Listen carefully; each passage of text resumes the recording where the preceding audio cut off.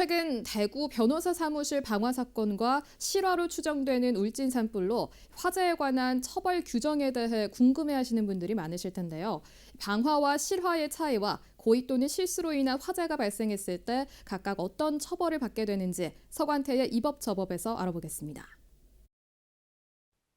변호사와 직원들 모두 충격에 빠진 사건이었는데 방화자 포함한 7명이 사망하였는데요. 변호사의 변호 활동에 대한 보복 범죄였다는 점에서 더욱 큰 충격을 주고 있습니다.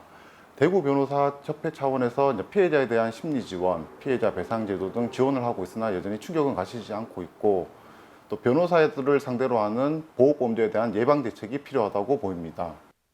형법 제164조 제1항은 불을 놓아 사람이 주거로 사용하거나 사람이 현존하는 건조물, 기차, 전차, 자동차, 선박, 항공기 또는 관객을 소유한 때에는 무기 또는 3년 이상의 징역에 처한다고 규정하고 있습니다. 대구 방화 사건의 경우 사람이 현존하는 건조물, 즉 사무실에 불을 놓아 소유한 경우에 해당되기 때문에 현주 건조물 방화죄의 구성 요건을 충족한다고 보입니다. 사람이 주거로 사용하거나 사람이 현존하는 건조물에 불을 놓아 소유한 경우 사람이 다치거나 사망하면 가중처벌이 됩니다. 형법 제164조 제2항은 사람을 상해에 이르게 한 때에는 무기 또는 5년 이상의 징역을, 사람을 사망에 이르게 한 때에는 사형, 무기 또는 7년 이상의 징역에 처한다고 규정하고 있습니다. 살인죄가 사형, 무기 또는 5년 이상의 징역이 처해진다는 걸 비춰보면 더 높게 처벌된다는 것을 알 수 있습니다. 실례로 2019년 4월 17일 진주 가자동 한 아파트에서 발생한 안인득 사건이 있는데요.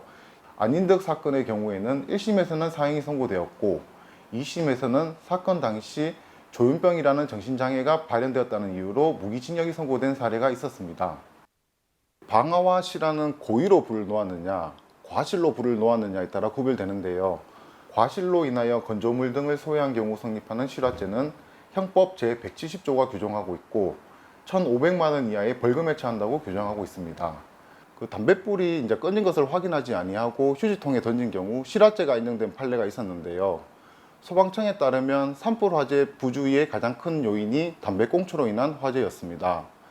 담배꽁초 다음으로는 농업 부산물, 논밭두렁 태우기 등의 야외 소각 행위가 산림이나 주택 화재로 이어지는 경우가 많았는데요.